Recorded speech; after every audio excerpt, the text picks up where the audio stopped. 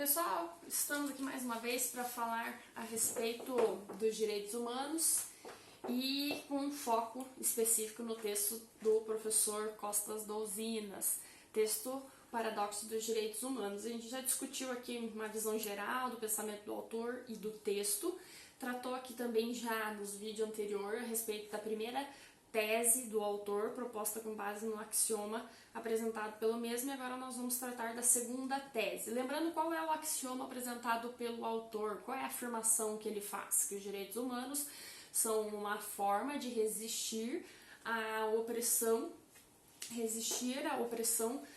do poder público quanto privado, né? Só que isso pode perder o seu objetivo, perder o seu foco, cedendo essa ideia de capitalismo neoliberal, cedendo a ideologias políticas ou mesmo essas novas missões civilizatórias, vamos assim dizer, como o autor traz, tá bem?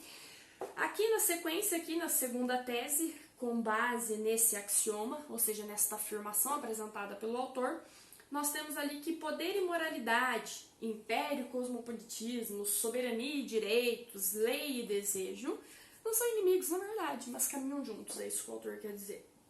Eles são uma forma assim, específica de estruturar a sociedade de cada época. O autor traz que, na verdade, o poder e a moral, eles não caminham de forma separada, eles caminham juntos. Mas que poder e moralidade, eles são a base estruturante de uma sociedade. Ele apresenta para nós nesse texto, né, nessa segunda tese, que lá no século XVIII, os fundamentos da noção de humanidade acabaram sendo transferidos de Deus, ou seja, dessa ideia de natureza humana, né, que tinha uns conceitos do homem, passando a existir uma questão de valor absoluto e inalienável, tá? Então eu tive aí essa ideia de que o conceito de homem, ele é algo absoluto e inalienável, tá? E que todo o mundo, ele deveria caminhar ao redor desse conceito, daquilo que se compreendia como homem. O autor, ele traz aqui, pessoal, nesta tese, para nós, o quê?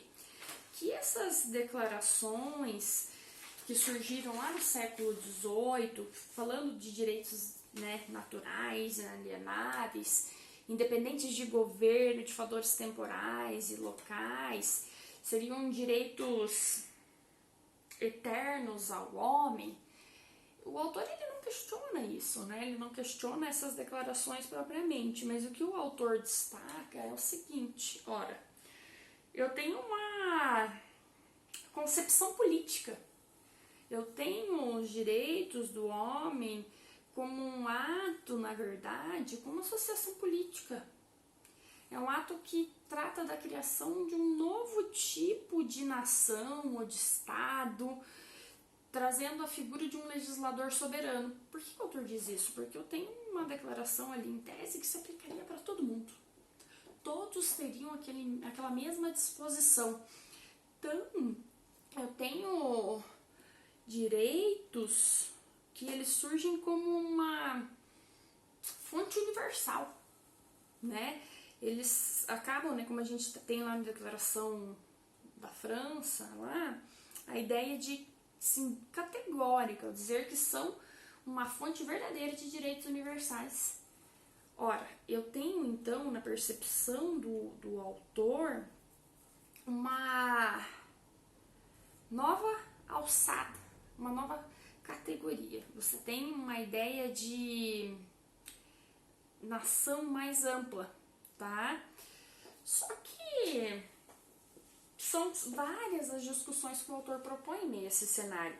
Uma que ele diz aqui para nós, que eu até destaquei aqui na minha cópia, que, olha, ele diz ali aqui, ó, que os direitos são declarados em nome do homem universal, mas é o ato de enunciação que os cria, e aquele de um novo tipo de associação política, a nação e o seu Estado para tornar-se legislador soberano e, em segundo lugar, de um homem particular, o cidadão nacional que passa a ser beneficiário dos direitos.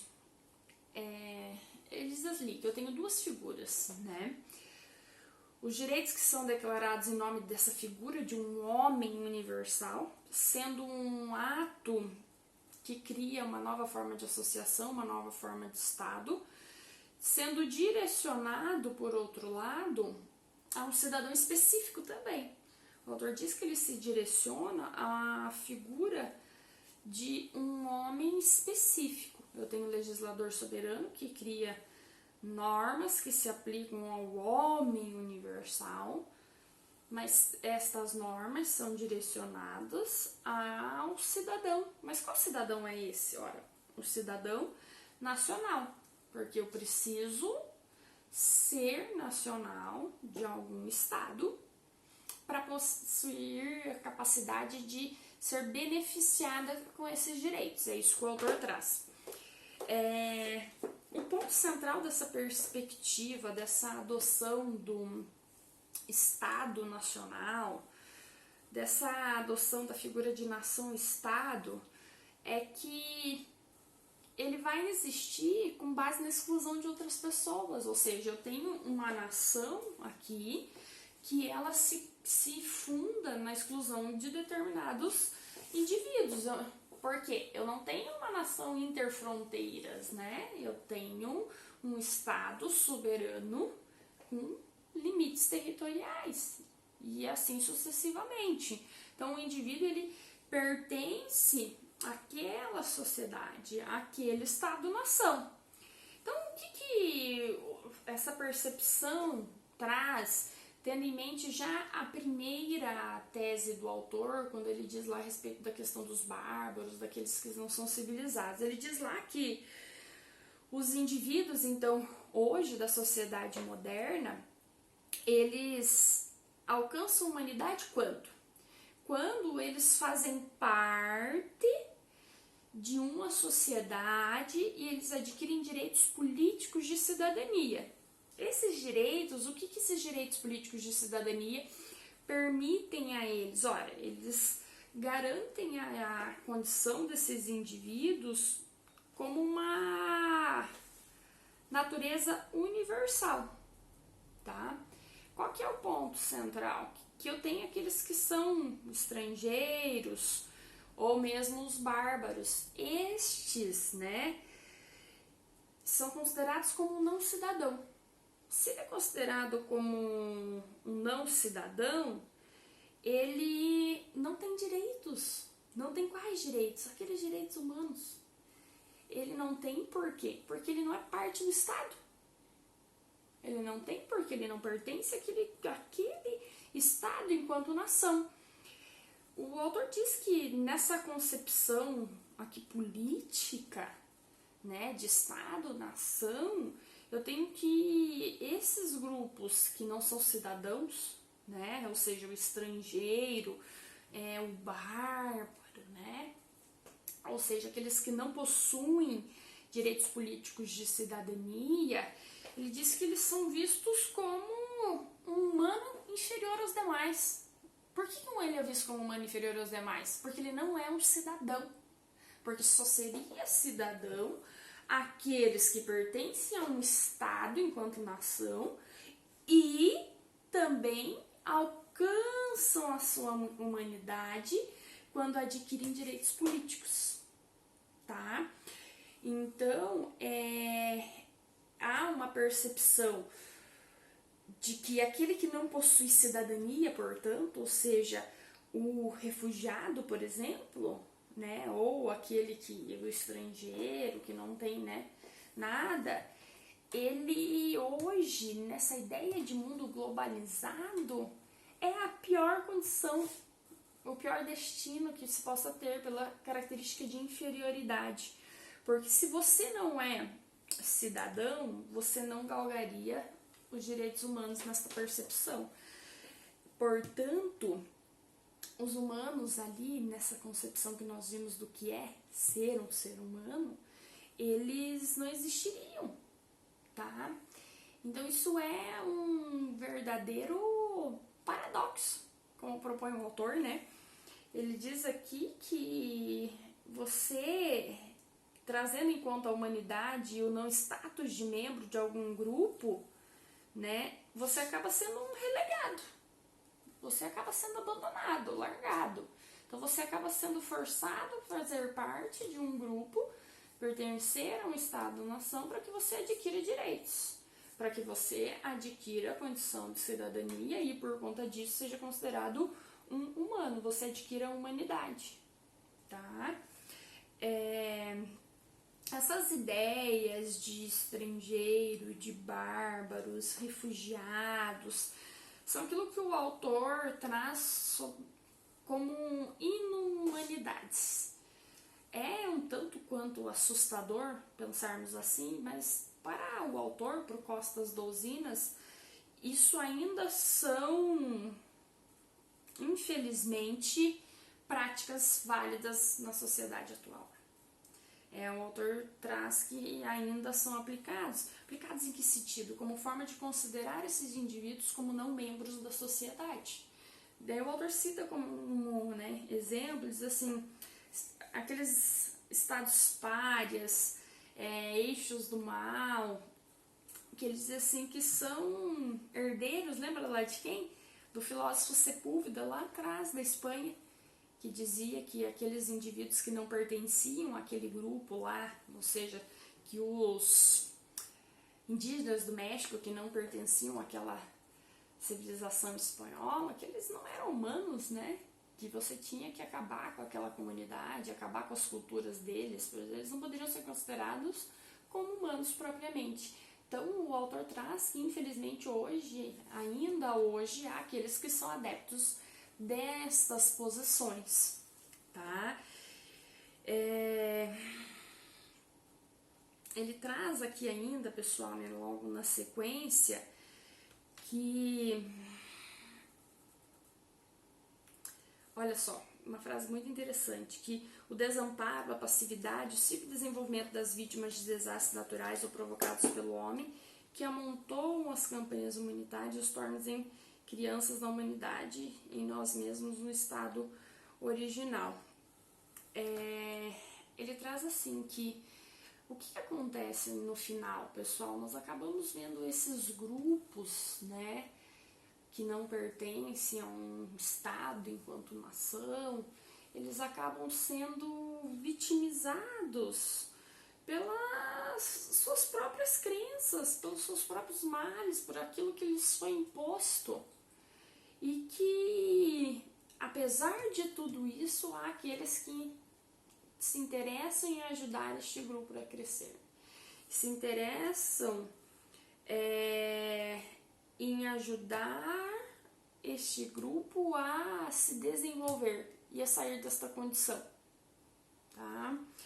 Em síntese, pessoal, o que o autor quer trazer para nós, que nessa segunda tese, é que há uma propagação da figura do poder e da moral. Poder e moral dentro de cada concepção, dentro de cada sociedade, que quer impor aquilo para os demais. Há um caminho tênue e paralelo entre o poder e a moral como uma base social. Há um caminho tênue e paralelo que transformou essa figura aí, essa noção de humanidade, esse conceito do homem como um valor absoluto e inalienável. Só que essa concepção de poder e as declarações que vieram e trouxeram esse valor, né, do homem como um valor absoluto e inalienável, eles acabaram criando uma nova forma de associação política. Infelizmente, eu tenho uma politização, uma concepção política a respeito dos direitos humanos, como forma, na verdade, de você impor uma dominação, devido à questão do poder e da moral. É isso que o autor traz nessa segunda tese para nós. Lembrando que aqui a gente está fazendo uma análise a respeito dos pensamentos exteriorizados pelo autor Costa Douzinas no seu texto Os Paradoxos dos Direitos Humanos. Gostaria de abrir um parênteses aqui, porque esta análise do texto é uma análise bem pessoal desta professora que vos fala, considerando toda a sua carga de estudo, de aprofundamento. Lembrando que eu tenho uma formação em História, Letras e Direito, mas aquilo que interessa dentro desse texto para nós é que eu possuo uma formação voltada para edificação, para aplicação concreta dos direitos humanos, aquilo que foi debatido inclusive no meu mestrado em Ciências Sociais Aplicadas. É evidente que há aqueles que não vão concordar com essa análise que nós estamos realizando. Então, eu tenho que deixar bem claro para vocês que dentro do direito cada um efetua uma análise de um texto da forma que lhe entende mais salutar, né? Nós não temos uma ciência exata, nós temos uma ciência que nos permite discutir e criar verdades a partir de uma norma hipotética nos apresentada, que nos permite criar verdades a partir de uma discussão de um texto, né? Então, eu gostaria que você sempre tivesse isso em mente, que essa análise que nós estamos fazendo não se trata de uma imposição, que cada um tem uma forma de ver o texto. O que eu gostaria muito é que vocês, né, conseguissem ter uma visão diferente daquela que vocês tiveram a primeira vez que obtiveram contato com o texto. Para aqueles que ainda não leram, sugiro a leitura do texto Paradoxos dos Direitos Humanos do Costa Douzinas, um texto de valor imensurável para a comunidade acadêmica. E para fechar hoje a nossa aula, né, se inscreve no canal, dá um like no vídeo e ativa o sininho para que a gente consiga continuar postando mais conteúdo para vocês aqui, tá? Obrigada!